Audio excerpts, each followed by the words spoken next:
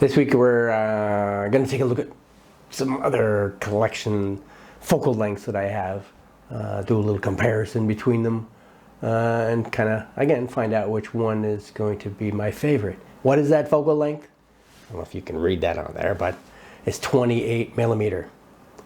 28 millimeter is pretty popular. It's great for street photography, good for environmental portraiture, and so forth and so on. You know, it's wider than your standard, but it's not ultra wide, so you don't get any weird field curvature and all that kind of stuff. So again, it's a very versatile little lens.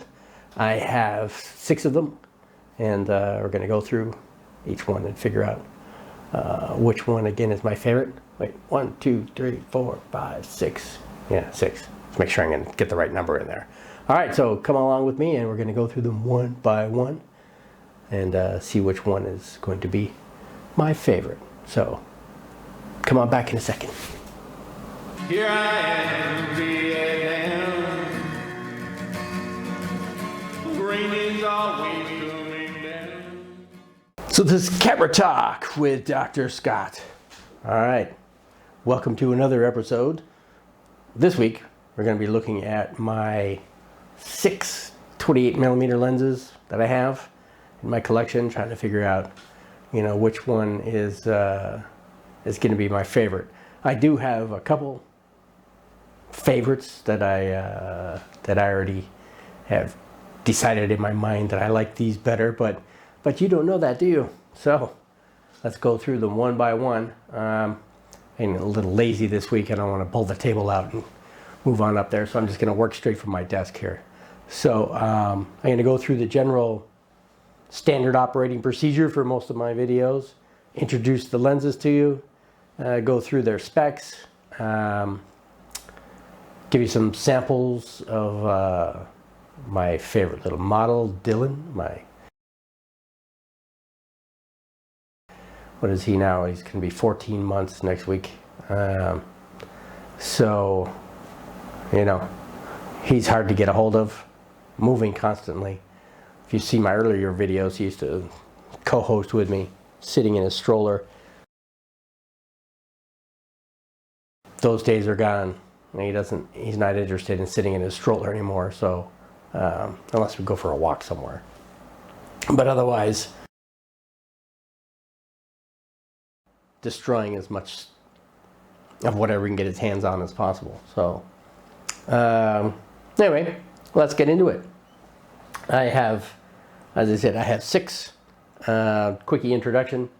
I have my Lights Canada. This is back when Leica was building their lenses, or producing and building their lenses in Canada. Good day. How's it going? Okay. Boy. From 1972. This is a Mandler design. So this is a 28-2.8 Leica lens. Next in the lineup here is my Nikon Nikon. Actually, I don't need to take the lid off since the writing is on the outside. The faceplate is on the outside of the barrel. Again, a 28-2.8. And this Nikon is from 1981. And it's a good, you know, it's a good lens. We'll get into that. This is little brother, the Nikon H. Again, the faceplate is on the outside of the barrel for this one, and this one is a 3.5, and you know, again, excellent design, all metal.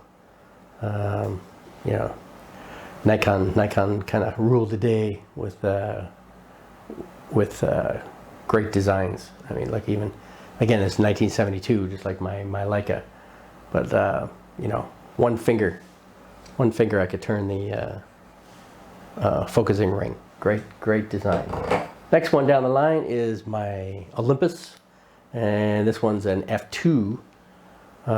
It's a Zuiko, and this one is you know, again, one of Olympus's more sought after lenses. So a 28 f2. It was one of their fastest, the first of their fastest. lenses at the time. Next down is my Vivitar. Now, Vivitar, as you know, didn't make anything. They contracted out their lenses to various Japanese manufacturers out there. And this particular one was made by Korin. You're on. Again, it's a really nice lens. This one's an f2 as well, and you know, Vivitar had interesting serial numbers that told you who made it, as well as the year of manufacture, the month, and then the serial number all wrapped into it. So this one's 1979. Isn't that a 1979? It's a Smashing Pumpkins song, yeah? Down 1979. So anyway, a nice lens. And last on my list is, this one's kind of a goofy Zeiss. Now, who would ever think that you could put those two phrases together? But of course, if you all know the quality of Zeiss, it has a reputation for being very good. But this is just in name only. This is Carl Zeiss Jena, and it is produced in the Democratic Republic of Germany. I think we have that written in here somewhere. Yeah, at the bottom here. The German Democratic Republic is how it's written. But anyway, it's not Carl Zeiss. It's Pentacon. And as you cannot see from there, I'm sure there's a P on the faceplate. P for Pentacon. And again, it's in name only because Carl Zeiss probably would not want their name put on this lens because it's not very good. To be honest with you. I mean, I got this because it was tagged along with something else that I bought, the 135 actually. This one came free if you want to look at it that way. So I took it. But I don't use it for anything because it sucks. They suck. They just suck. And I'll show you why in a little bit. But anyway, those are my six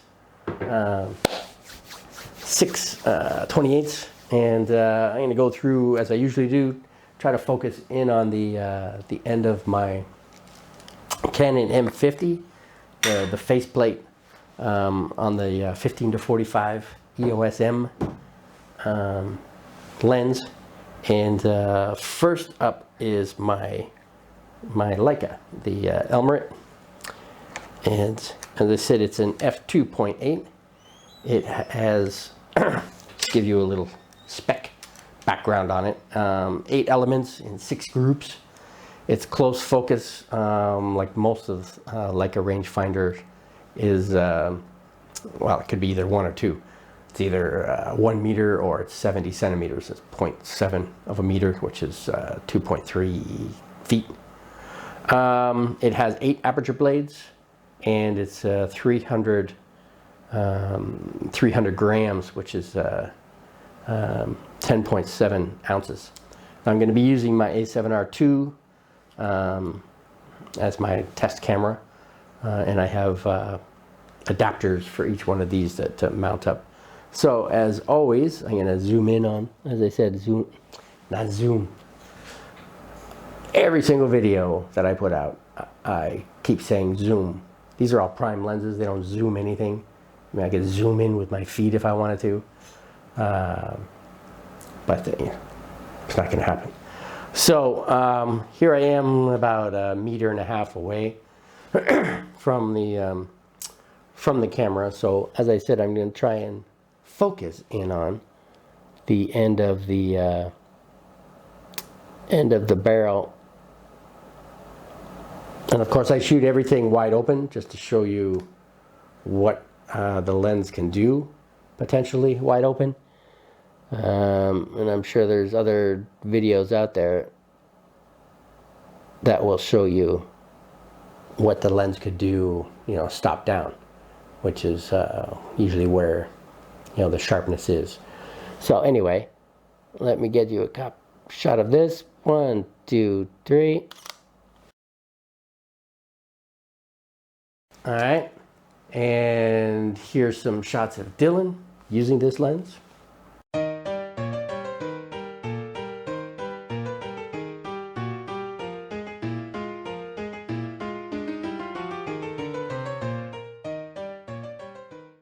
Okay, so that was my Elmerit.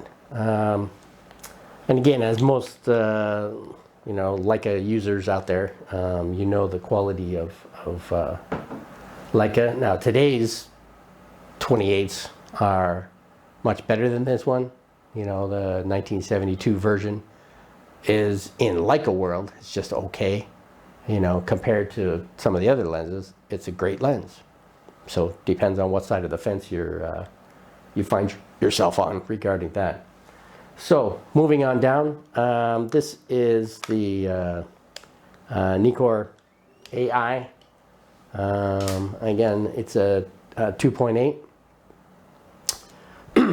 It is produced in 1981, and it goes from f 2.8 up to f22. 7 elements and 7 groups. Its close focus distance is 0.3 meters or 30 centimeters, which is 1 foot. Again, that's a big difference between an SLR designed lens versus rangefinder. And you know, really that's one of the biggest standout is the close focus ability on these. And as I said, the quality of Nikon lenses is, you know, it stands alone as being great. You know, just the fact you can focus with one finger. Well, you can do that with a finger tab too, but it takes a little bit more pressure. The Nikons, you know, have great focus ability in that regard. It's got 7 aperture blades, and it's 241 grams, which is 8.5 ounces.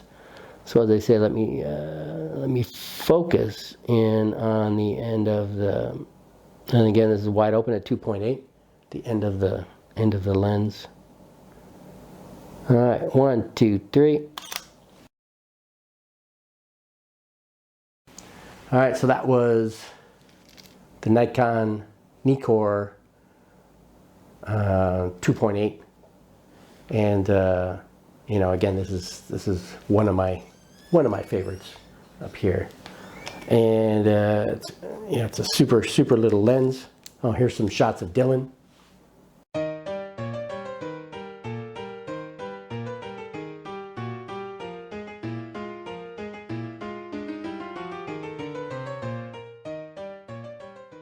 Okay, so that was that.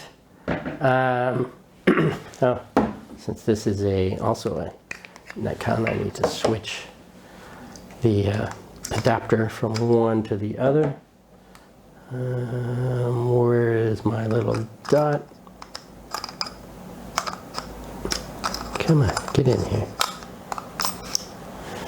All right, so this is the Nikon H, and it's Nikon H Auto 3.5 28 millimeter, and this one's from 1972, just like my Leica lens here. Now the Nikon H is a 6 and 6, you know, 6 elements in 6 groups. So this one's 7 and 7, so 6 and 6. Close focus on this one is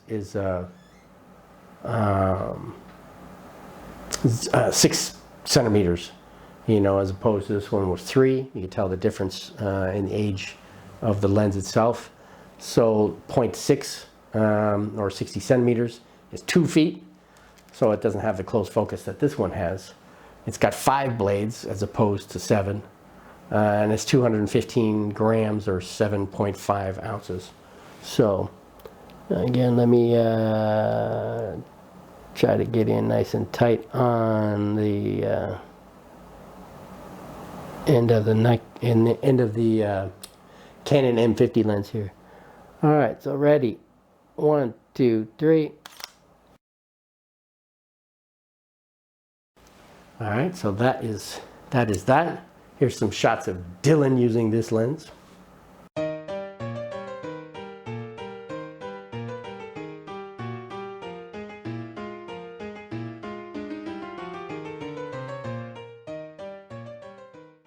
And that was my Nikon Nikkor H. You know,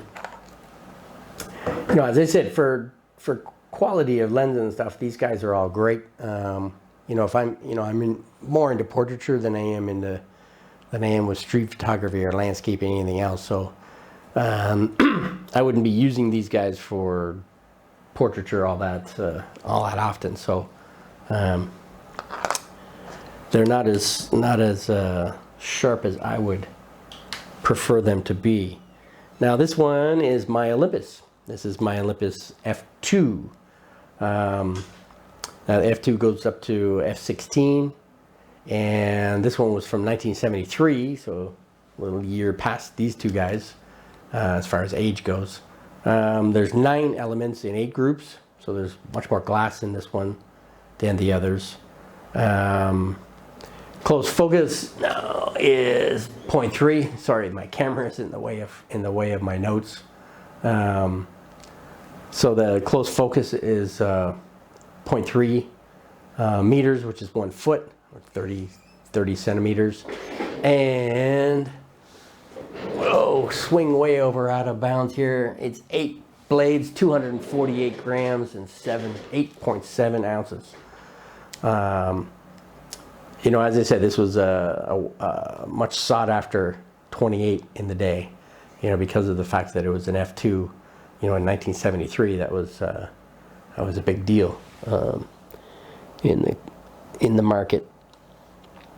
All right, so its focus is very tight. Not a lot of focus throw on here. All right, it's not very contrasty either. It's you know, it's kind of a little on the flat side. All right, 1, 2, 3.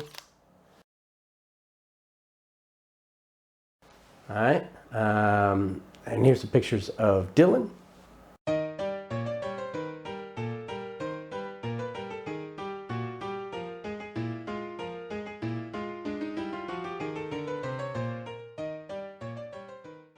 Okay, you know, again, it's nice. It's got for again 1973. It's, you know, Olympus made some pretty killer lenses in the day, and as I said, this one itself. Yeah, let me take the adapter off of there. I mean, look how small that is. You know, as I say, they're usually bigger than rangefinders, but you know, this is my 28 Leica, and I'll pretend there's no adapter on there. It's pretty much the same size. I mean, the Leica is, I'd say, 1.5 millimeters maybe taller than the Olympus, and you know, that's again their claim to fame is that they're so small. All right, let me move on to my Vivitar. Where's my little dot? I can't find my little dot. Where are you, little dot? Oh, well, let's just line it up with the red dot on here. Okay, so again, this is a Vivitar, which who did not make this lens. They don't make anything. This was made by Corinne, and You're on. you know, they did a good job. All the Vivitar lenses actually are pretty good. They're not the best, but they're not the worst. Series 1, if you're actually after the best of the Vivitars, Series 1 lenses are the best. Their close focus lenses are rocking. So this is F2. F2 to F16. This one in particular, based on the serial number. Big Town, 1979. Made in 1979. 8 elements in 8 groups. Close focus is 30 centimeters or 1 foot. 6 aperture blades. And the weight is hiding behind my camera. 284 grams or roughly 10 ounces. So as usual, let me give you a shot of the end of the barrel. Yeah, this one's actually sharper than the others that we've been using so far. And as I said, the 1, 2, 3. Vivitars produce some pretty good. Now again, they're not producing anything. They contract out some pretty good product. As I said, this one being an f2 again is gives you that extra stop of light, which is takes you beyond the f2.8 and 3.5 and whatnot. F2s are great lenses to have, especially in a 28. Here's some shots of Dylan.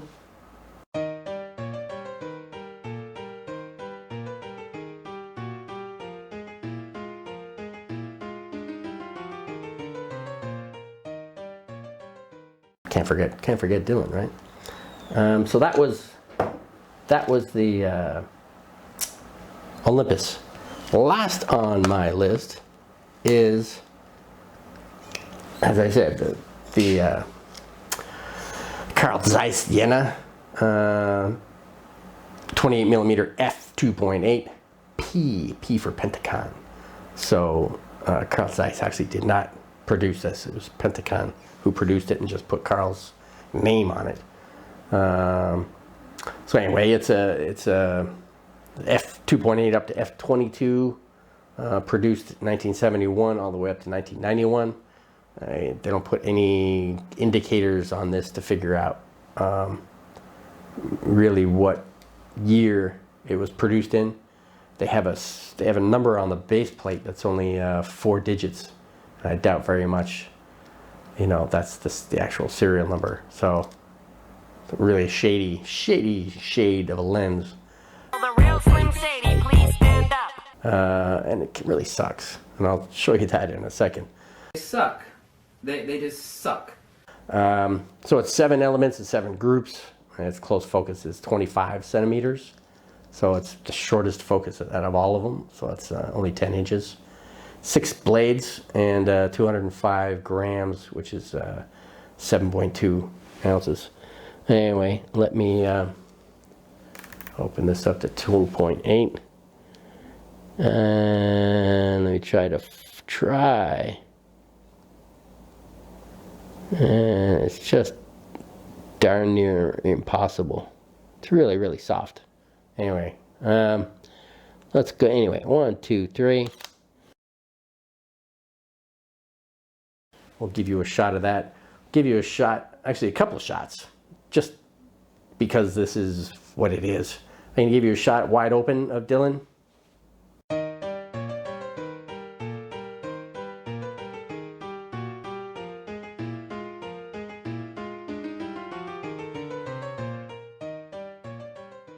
And I'm going to give you a shot of Dylan at f8 to try and show you if it sharpens up, at all. And it really took until f8 to get any decent sharpness out of it. So here's at f8.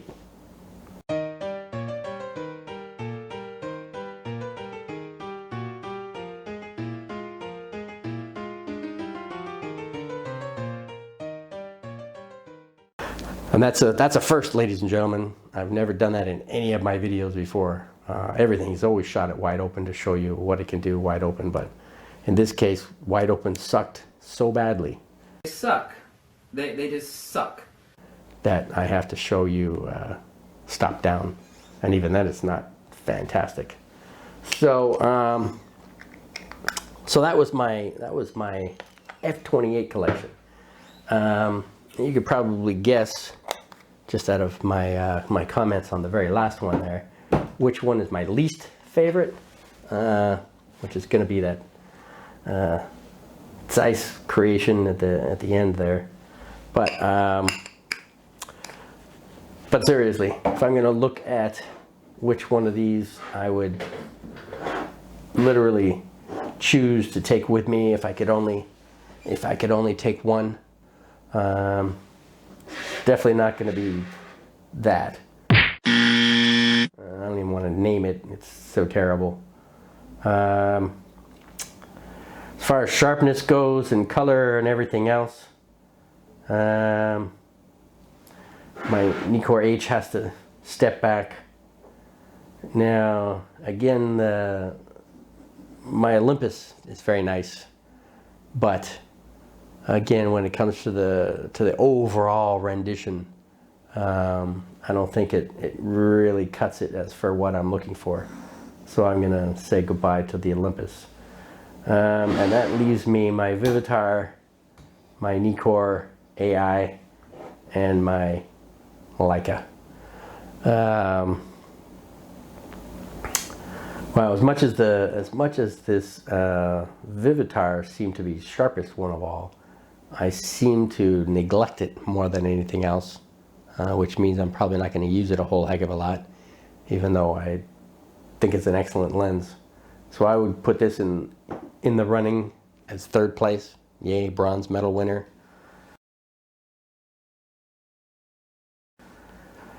My Nikon or Nikon, same thing. You know, I really like it, but it's not going to find really a place in my travels unless I'm using my my Sony here. So in that case, I would kind of give these a tie. I would keep this for my Sony, but obviously my Leica on my rangefinder is going to be the choice. And as I said, as far as Leica's lenses go, this is not that good of a lens. I mean, it's okay, but when you compare to these other guys, it's pretty good. So, everything is subjective, but or relative to, you know, what you're comparing it to. But these are my two favorite anyway. So, my Nikon AI 2.8 and my Leica 28 2.8 are my winners, with my Vivitar, surprise, coming in third, and it's not even a distant third too. It's, you know, it's kind of a close third. Missed it by that much. And I might find myself using this one along with this one a little more often. So anyway, that is my collection of 28s. That's all I've really got for you this week. So this was Camera Talk with Dr. Scott, and brought to you by Modesty Photography. And we're here to save you money. Use vintage lenses. They're a heck of a lot cheaper than newer stuff like any of my Batis or my other Zeiss. Sony lenses, much more expensive than these guys. We're here to save you money. We're here to give you tips. We're here to answer any questions you may have. If you're having photography challenges, you know, my advice is always buy used stuff. Buying new is great if you got a bunch of money or whatever, but hey, what does everybody do with their used stuff? They usually sell them, so hey, help support those guys if they got something up for sale. As long as it's in good condition, you can carry on. Everything I buy is used.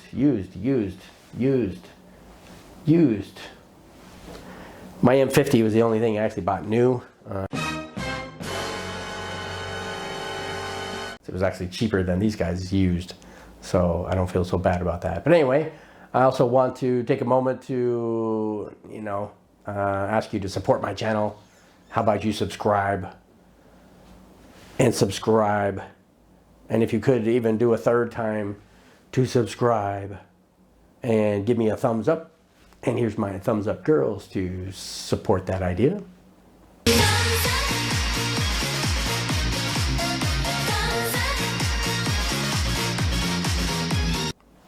And lastly, I guess, finally, is my little plug for Luminar and Luminar AI. That's the photo editing software that I use, you know, for my own photography. It's great. It's $67 straight off the shelf. But if you click below, I got a little link below you can click on, save yourself $10, so it's only $57. It's yours for life. You can update as they upgrade. Now, of course, major upgrades they charge you more money for, but you know, all the simple upgrades that go along with it are all free. As I say, it's yours for life. You put it on whatever computer you want and keep it. No monthly fees, nothing. It's great. It's got all the bells and whistles that Lightroom and Photoshop and, you know, Capture One and everybody else has. So why not? Anyway, I think that was it. So yeah, here we are in Vietnam, finally getting a little kick of COVID-19 spreading around here. What? No. After a whole year of doing really well. So we're kind of in a stay home situation, work from home. So luckily I just finished my my semester, so my university is shut down, so I'm at home for a few weeks until the next semester starts anyway. And so yeah, I'll be relaxing, enjoying my time, enjoying my son, my wife, enjoying everything. So anyway, we'll see you next week here at Camera Talk with Dr. Scott. And yeah, have yourself a great week and a great weekend, and we'll see you later. All right, thanks for dropping by. Bye-bye. Here I am, Vietnam. Rain is always coming.